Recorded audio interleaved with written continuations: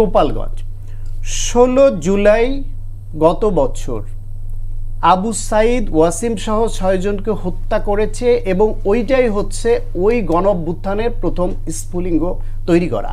তার আগের দিন 14 তারিখে বেসিক্যালি রাজাকারের নাতিপুতি বলা, তারপরে দিন ঢাকা বিশ্ববিদ্যালয়ের আন্দোলন, ছাত্রীদের উপরে হামলা ছাত্রলীগ এবং পুলিশের এবং তার প্রতিবাদ, কিন্তু মূলত হত্যাকাণ্ডের দিকে যাওয়ার ঘটনাটা 16 জুলাই ঘটিয়েছে। সেটা আমাদের কাছে অত্যন্ত স্পর্শকাতর একটা বিষয়।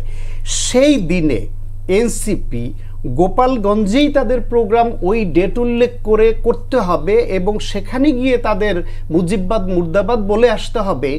এইটা অপরিকল্পিত হয়েছে কিনা সেটা তাদেরকেই ভাবতে হবে। তাদের জন্য সারা বাংলাদেশের তারা এই যে ঢাকায় তাদের লোক সংখ্যা কম হচ্ছিল তাদের প্রোগ্রামে, ঢাকার বাইরে পদযাত্রায় কিন্তু লোক সংখ্যা বাড়ছে আস্তে আস্তে। তারা তাদের কর্মসূচিতে আরেকটু ম্যাচুরিটির পরিচয় দিত, লোক সংখ্যা বাড়বে এবং পরিস্থিতি বুঝে আস্তে আস্তে তারা এগুবে।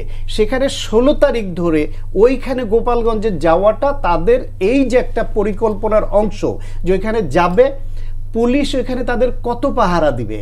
ওইখানে তো তাদের সঙ্গে পুলিশ ছিল, পরে বিজিবি আসছে, তারপর সেনাবাহিনী আসছে, তাদের নিরাপত্তা দিয়ে শেষ পর্যন্ত সেনাবাহিনীর নিরাপদ বাক্সের মধ্যে ঢুকিয়ে যানসহ আসতে সাহায্য করেছে। তাহলে আর কি করবে তারা সব করেছে। তারা অপরিকল্পিতভাবে ইচ্ছাকৃতভাবে অথবা অপরিকল্পিত, আমার ধারণা তারা ওই বিশেষ তারিখটাকে বেছে নিয়েছে। তারা চায়, এবং কক্সবাজারে গিয়ে সালাউদ্দিন আহমেদকে এই যে গালিগালাজ করা, এর উদ্দেশ্য হচ্ছে তারা প্রতিপক্ষকে নিয়ে বিভিন্নভাবে এইরকম এনার্কি তৈরি করে কথা বলে পায়ে পাড়া দিয়ে ঝগড়াটিকে ইনভাইট করে তারা আলোচনায় থাকতে চায়। তারা ভিকটিম রোল প্লে করতে চায়। এই ভিকটিম রোল প্লের রাজনীতি এবং আলোচনায় থাকার রাজনীতি, এবং এর মাধ্যমে বলবে যে দেশে আইন শৃঙ্খলা রক্ষা পরিস্থিতি ভালো নয়, আইন শৃঙ্খলার নির্বাচনের পরিবেশটাই নির্বাচন। তাদের মূল টার্গেট হচ্ছে ভিকটিম রোল প্লে করা এবং নির্বাচন পেছানোর জন্য নানান ফন্দি ফিকির তৈরি করা।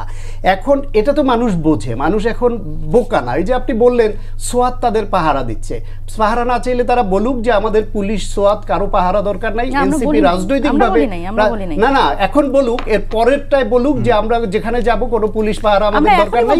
এনসিপি জনগণের না দল থেকে সিদ্ধান্ত দেখ, পুলিশকে না করে দেখ। সরকার কি তাদের সরকার তাদের ইয়া নাকি মামাবাড়ি নাকি যে ভাগ্নেদেরকে রক্ষার জন্য অযাচিতভাবে এটা করবে? সরকার তাদের সর্বতোভাবে পেট্রোনাইজ করছে, সব কিছু থেকে তাদের পক্ষে সরকারের সুর, তাদের সুর মেলে যাচ্ছে সেইখানে শুরু থেকেই।